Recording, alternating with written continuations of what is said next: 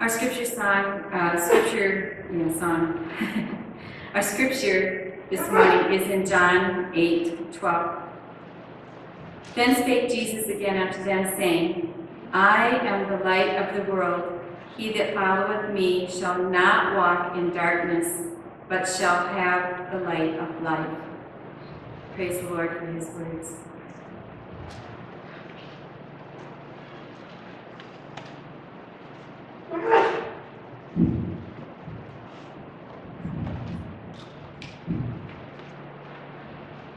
Would somebody look up Ezekiel 44:18? Read it out loud, please.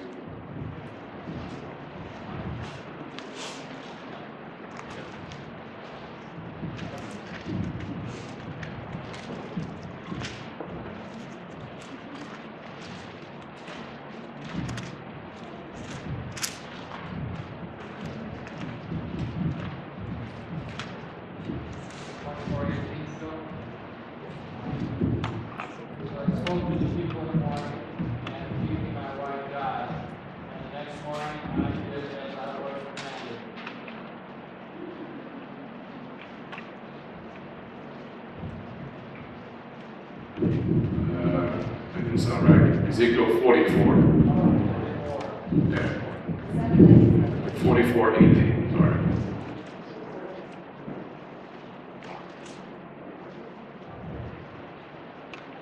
They shall have linen turbans on their heads, and linen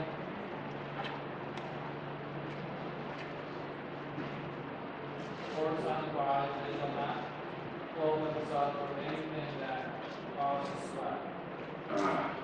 You hear that? I'm taking my jacket off. If you don't mind. Okay. Just wanted to show this. By the way, thank you.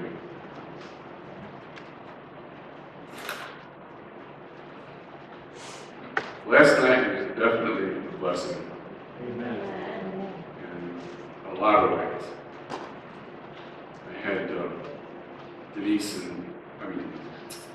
Sandy Davis and Gail riding with us, Dale and I. You guys know how big that park is? You get my drift? We found out how big that park was. I missed the turn. We left at 7:30, somewhere around there. We got home, it was 8:45. We drove, and we drove, and we drove. Any minute I expected to see a sign, welcome to Chicago. We just kept going. I said, how big is this park? You know? And we were just having a ball. We were making all these comments and laughter. Gail says, boy, every time you get home, I have to buy you new tires.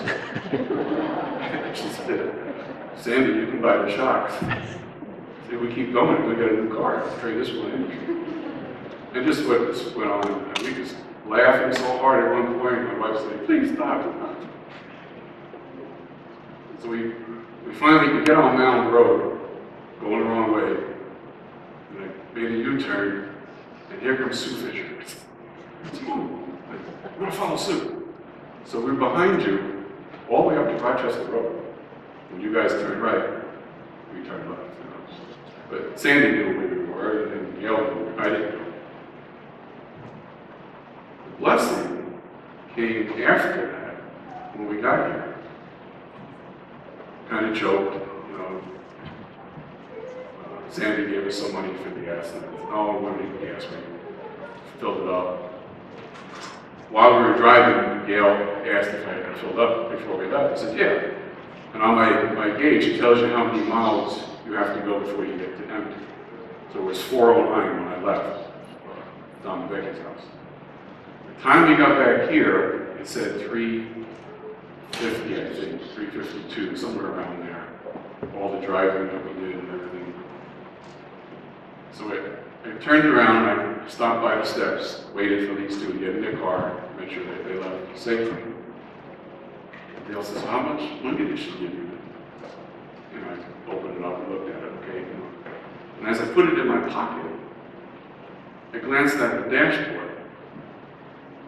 The mileage that was indicating that was left before empty was 413. You get that? It was 350 or so when we pulled up. When they come out of the car, we looked over, it went to 413 and it went to full tank. God put full tank in our car at that point. So, you two are available later for a ride. No problem. But what a miracle, what a blessing. On top of that, just for doing that. Praise the Lord. We're going to be going through John chapter 9. So if you want to turn there with me.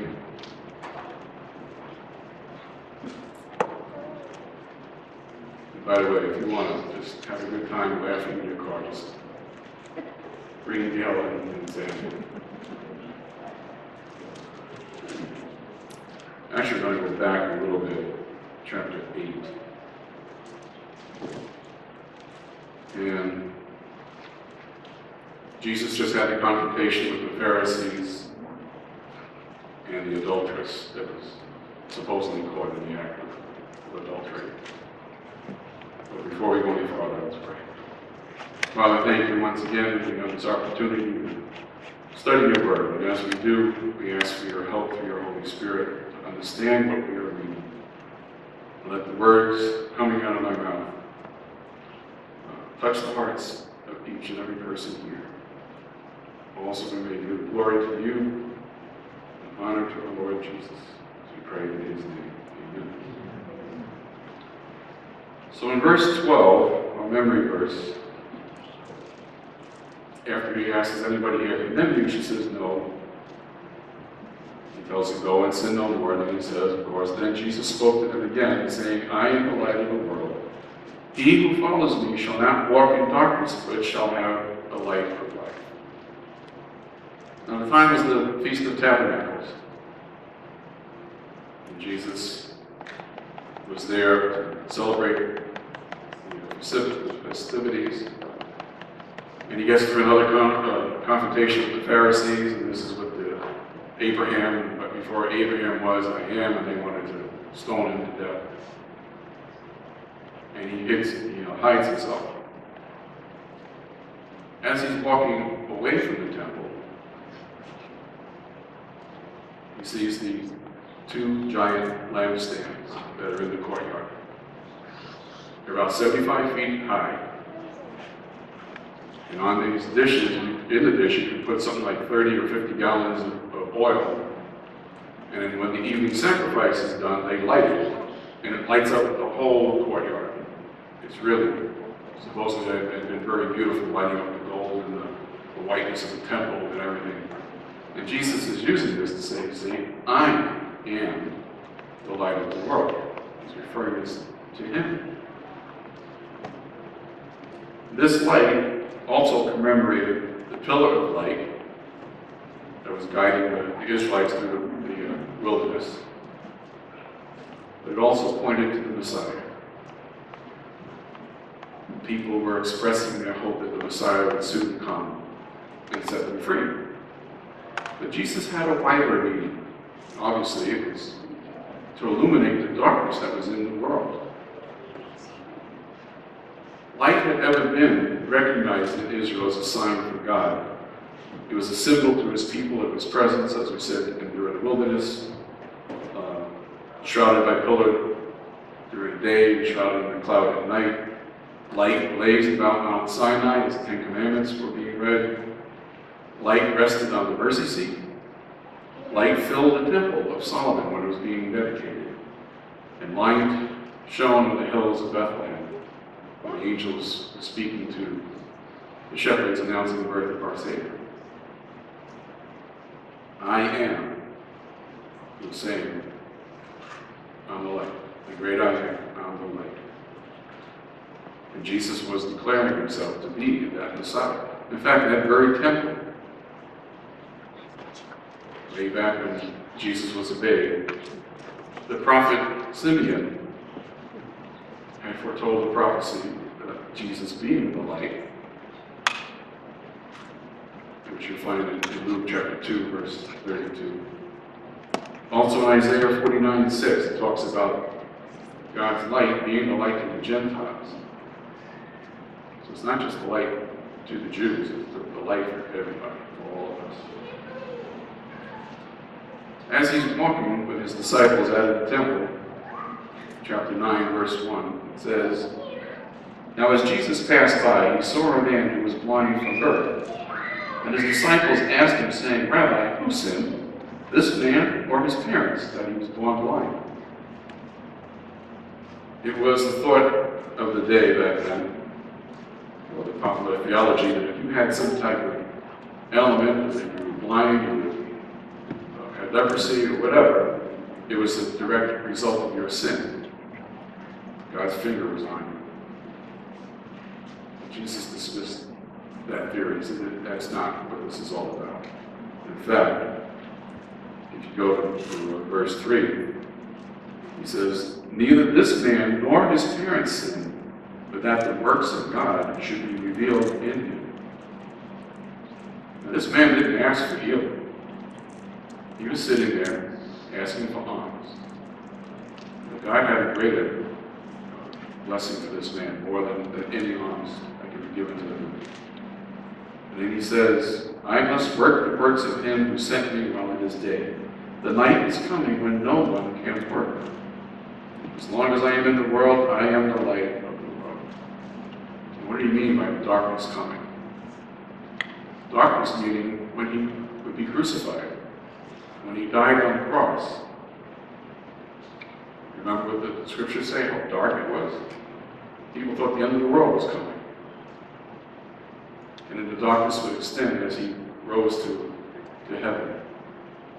He's talking about his people. They just didn't get it. They weren't understanding what he was saying about being the light.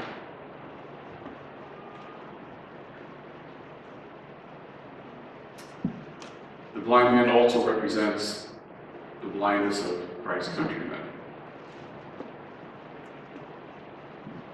So God is going to do a special work for this man, a special healing. So what does he do? When he says these things, he spits on the ground, makes a little, whatever you want to solve with the dirt and the spittle, puts it on the man's eyes. That's pretty gross, if you think about it. And this man could have said that. "What are you doing? Put that stuff on my eyes." But he didn't. This man had no faith in Jesus when this started. He didn't even really know who he was. Jesus puts it on him and he tells him to go. Go to the pool of Siloam and wash, and you will come away seeing. Now this pool wasn't just around the corner. My note says that it was 1,300 yards away. And from this pool, the priest would come down, Feast of Tabernacles, he'd draw the water out of it, and then march back to the temple, and then pour the water down a special track which goes out to the Jordan. This was to commemorate the water coming from the rock, to show how Jesus took care of his people, that he was there for them. There was no virtue in the clay to do any healing. There was no virtue in the water. Just the fact that Jesus said, "Go." That's where the healing comes in. He could have refused to go, but he went. And I can only imagine his thoughts. Here he is blind, and someone just told him to go. Go to this pool, wash in it, and you will come away seeing. Could have dismissed it, but he did. He went. He goes there, he washes, he's got his sight back. Wow. Can you imagine having your eyes physically open for the first time, seeing trees, grass, birds, animals, people, things you only heard, now you see. And of course, he's full of joy, and yet When he comes back, some of the people didn't recognize him. Is this the guy who was sitting here blind? Some said, yeah, it kind of looks like him. He says, hey, it's me. I'm that guy. How come they didn't recognize him? Well, your countenance just changed. You ever see somebody blind? You talk with them? Sometimes they got a smile on their face. Sometimes they're just like, this guy is lighted up. Couldn't help but see that something miraculous happened to this man. He said, what happened? He tells him what happened. He says, Jesus made clay, sent me to the pool. I did what he said. He said, well, where is it? I don't know. Jesus didn't stick around at that point. So they take this man and they bring him to the Pharisees. Now it was the Sabbath day that this healing took place. And what do they ask him? They say, how did you receive your sight?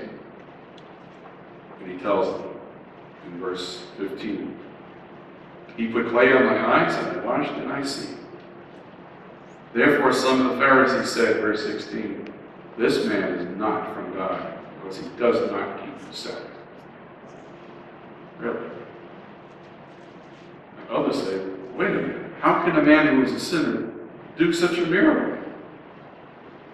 So there was division amongst them. Here is the guy standing in front of them, formerly blind, and they refused to believe that he was blind. So they asked him again. And they said, you know what? Let's call his parents. We don't believe this guy was blind from birth. So his parents come. Okay, is this your son that you say that he's born blind? Tell us then, how did he get his sight? Hey, this is our son. He was born blind. But how he received his sight, we don't know. You ask him. He's of age, he'll tell you. They knew where the healing came from. They refused to acknowledge Jesus. Why? Because the word was put out that if anybody acknowledged Christ or any of his works, they would be put out of the synagogue. Which usually meant the first offense was 30 days suspension, more or less. And if you were put out of the synagogue, obviously you couldn't receive any of the rites of the church at that time. You couldn't have anybody circumcised, you couldn't have a blessing of anybody who died. You couldn't even have prayers in your house. It would be forbidden. Anybody excommunicated would not be allowed to do business. You were forbidden. If you did business, you got excommunicated. So here was this fear, and instead of standing up for what is true, they cowered to that fear. They wouldn't acknowledge it. Okay, now what do we do? So they turn back to the blind man and they say, what do you say about him because he opened your eyes? And he says, he is a prophet. Now his faith is starting to increase. But the Jews, verse 18, did not believe concerning him that he had been blind and received his sight. Okay. Now they go back and said, you know what? Tell us again how you received your sight. Give God the glory. And he says, oh, and of course they say, this man we know is a sinner. In verse 25 he says, whether he is a sinner or not, I do not know. One thing I know, that though I was blind, now I see. Can't deny it. What did he do to open your eyes? He just told you. And he said it again, verse 27. I told you already. You did not listen. That's a problem with a lot of people today. You try to share the gospel with them, and they don't listen. I have family that keeps posting things about the state of the dead and how they're in heaven and watching them. And I think it was Kayla who put up something about it, giving a text that the dead don't know anything. So I reposted it. And my cousin, she She has a gift to talk to the dead. She likes the tarot cards and the whole 10 yards. So she answered and said, Billy, you have your beliefs and I have mine. I have a special gift which you know. And I use it. And she called it some other name, which is really another word for spiritualism. I wrote back, I said, my answer is the court of law. I wasn't going to get in an argument with her. I've already done that. And I was thinking about the text I could share and everything. You know what? Lord, I'm going to put this in your hands. I've done what I could to share this with her. She just doesn't want to see it. You got to show it. And how many other people have we come across in our lives who tried to share something from the Bible? That's a fake. You really believe that stuff? Well, yeah. How many people, when I go to work one day and share what happened at the gas tank, will just say, that's probably something wrong with your gauge. We know it happened. We know it was a miracle. A small one, but a very important one for us. And I love this guy as he gets bolder and bolder with his answers. He says, why do you want to hear it again? Do you also want to become his disciple? Oh, then they reviled and said, you are his disciple. We are Moses' disciples. We know that God spoke to Moses. As for this fellow, we do not know where he is from. Really? Now they're trying to pit Jesus against Moses. Forgetting that here's the one that spoke to Moses, standing right before you, showing these miracles, trying to get the light across, not listening. And even the man is really concerned about these religious leaders. He says in verse 30, why this is a marvelous thing, that you do not know where he is from, yet he has opened my eyes. Now we know that God does not hear sinners, but if anyone is a worshiper of God and does his will, he hears him. Since the world began, it has been unheard of that anyone opened the eyes of one who has been born blind. If this man were not from God, he could do nothing. He just met them on their own ground. This guy can't do miracles, he's a sinner. Well, hold on a minute. If he was a sinner, God isn't going to listen to your prayers. But he answered this man's prayer. So how could he be a sinner? Silence. They didn't know how to answer him right away. Then they regained their composure and they kind of grabbed their robes and wrapped it around them as if they were contaminated by what he was saying, what he believed, which probably would have been a good thing if they let themselves be contaminated by what he had in his faith. And they speak something which is kind of interesting. Remember, earlier they said, we don't believe you were born blind. Now listen to what they say, verse 34. And he answered and said to him, you were completely born in sins, and are you teaching us? Well, they just acknowledged that he was blind. And that the miracle really happened. He's standing right in front of them. They could not deny it.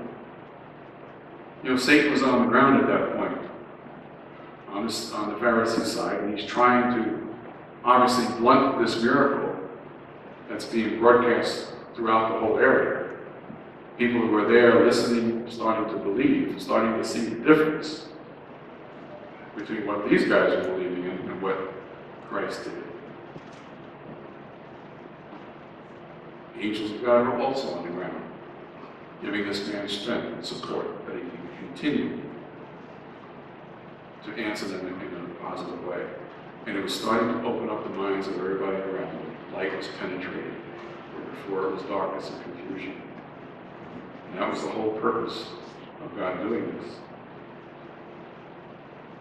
He did, in a practical sense, what the scriptures were saying, that he was the light of God. He was now showing them.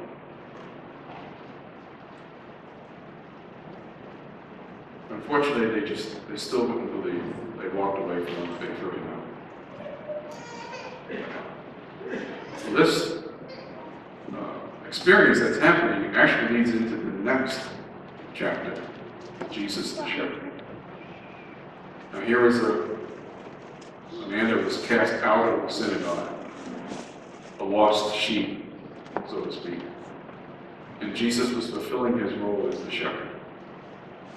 It says in verse 35, Jesus heard that they had cast him out, and when he had found him, he said to him, "Do you believe in the Son of God?" Jesus went out looking for this man, bringing him back into the fold. Up to this point, all he had seen was frowns,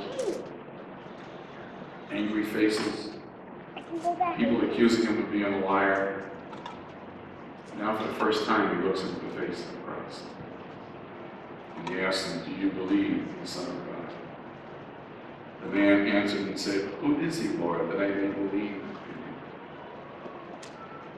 Could you imagine the face of Jesus looks like? And this man is looking at him. And the Lord says, "You have both seen him, and it is he who is talking with you." Wow. Lord, I believe, and he worshipped. This man not only had his natural sight recovered, but his spiritual sight was open. The Lord was just flooding his mind with all these wonderful, beautiful things about God. It doesn't say what happened to him afterwards. I have to assume he stayed faithful. Probably brought a lot of believers to the Lord. How can you refute a walking miracle?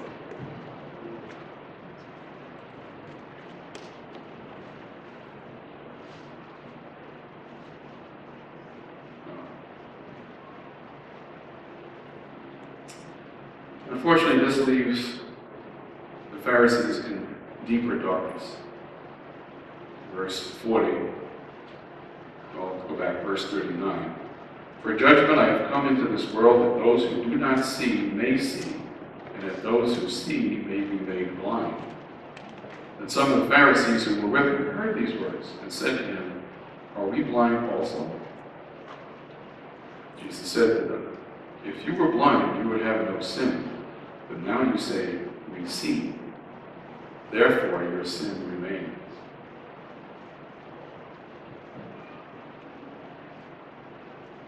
Jesus is the true shepherd, and he's calling his people to come into the flock. One flock, one shepherd. Not 30 different denominations and 4,000 different beliefs. One belief, one shepherd. We are his other shepherds, believe it or not. The Pharisees refused to come to Christ. They refused to see their need. So they left in darkness. And they themselves feel guilty of that darkness. Nobody else to blame. As we mentioned earlier, Gail, Diane, Sandra, and Chloe all were baptized within the past week. I remember the one time I was in the back substituting for Chris. Diane and Gail were there, and Sandra was there later. And Sandra said, "Nobody has ever taught me these things. I have not gone to another church that preaches this." You said the same thing, I believe. I said the same thing. Yeah. And praise the Lord. How would you know that if God's light wasn't shining in your minds, revealing to you what was truth? And he was doing just that. We clothed for, what, over a year, maybe more. These things were settling in. She already knew what she wanted to do. And praise the Lord. They heard the shepherd calling them. They responded to that call, and they were baptized. And we receive our faith as we look back. We see how God has led us. And we got that faith through Christ. But now we got to look forward. There are some things that we still need to do. We're called to share his light. We are at admonished to spend time with God every single day. It's not a once saved, always saved deal. The light that He gave to us, He will continue to give to us if we will sit down and read and pray. And believe it or not, when you share that light, more light comes back. The other day, I was at work. I usually have a Steps to Christ with me, looking for somebody to give it to. And I had it in my back pocket. And two names came to mind while I was going up there doing my job. I said, all right, who do I give this to, Lord? Finally zeroes in with this one person, Alyssa. So I go in there and I say, you got a minute? I said, yeah. Your name and another name keeps popping up in my mind. Oh? I said, yeah. And I believe that God wants you to have this book. And I pulled it out and I gave it to her. Oh, it's interesting. But to be honest with you, I'm agnostic. But because you thought of me, I'm going to read this. I'm going away this weekend. And I won't be driving, so I'll have time to sit in the book and read it. It's good. Maybe you'll change your mind about being agnostic by the time you finish it. Prior to that, a couple hours earlier, we were downstairs in the lobby and she's making a big mess, apologizing because I got to clean it. And she says, did I tell you how much I appreciate what you do? I said, oh, thank you. I said, no, you need to hear that. We all need to hear that. We appreciate one another, what we do and everything. And I appreciate the work that you do. So thank you. And I was going up the stairs and I stopped and turned around and said, you know what? I appreciate the work that you do. I don't say that enough either. But you do an awesome job too. Well, thank you. I believe God is setting everything up, softening our heart. What if I didn't say that? Would she have said it? Well, but because we were having a good relationship, and we usually do, we talk and joke and make sure we cover one another. She orders my supplies, I clean up her mess. It's a good relationship. But she accepted the book. In fact, I just thought of something. All of you who have paper and pen, would you write down some names right now?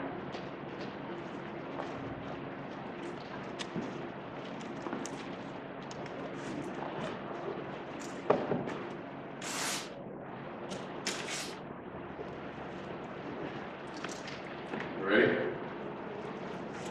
Alyssa, Judy, Don, D-O-N, let's see, Rick, Shannon, Billy, Sean, that's it. Did I say Judy? Yeah, I said Judy.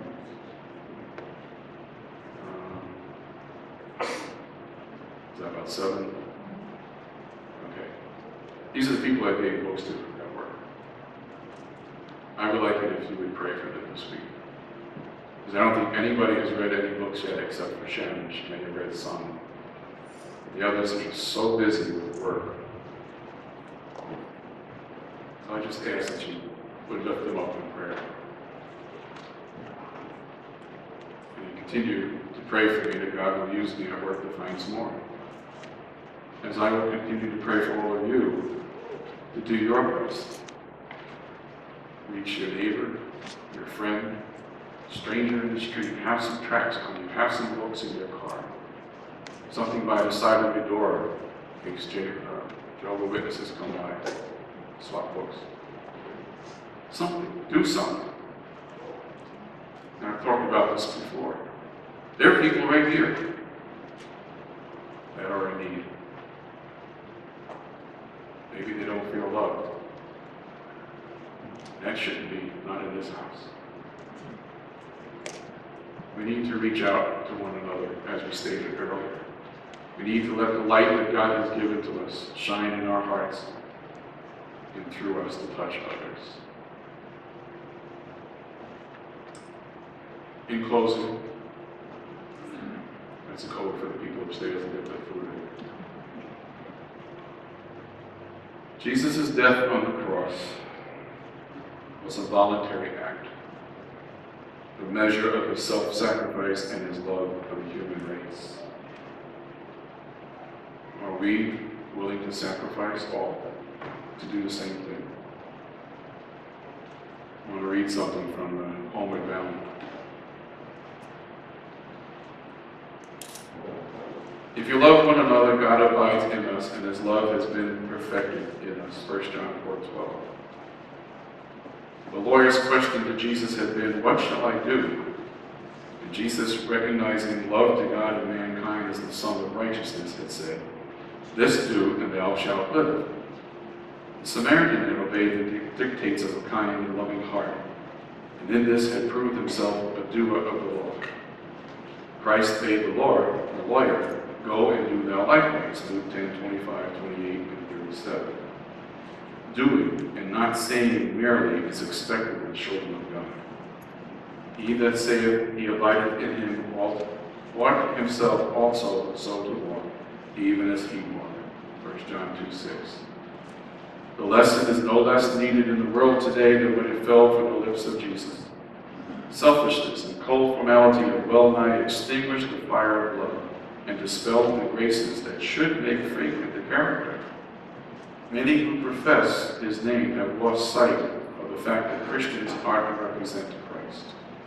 Unless there is practical self-sacrifice for the good of others in the family circle, in the neighborhood, in the church, and wherever we may be, that whatever our profession, we are not Christians. Christ has linked his interest with that of humanity, and he asks us to become one with him for the saving of humanity. Freely ye have received, he says, freely give. Matthew 10:8.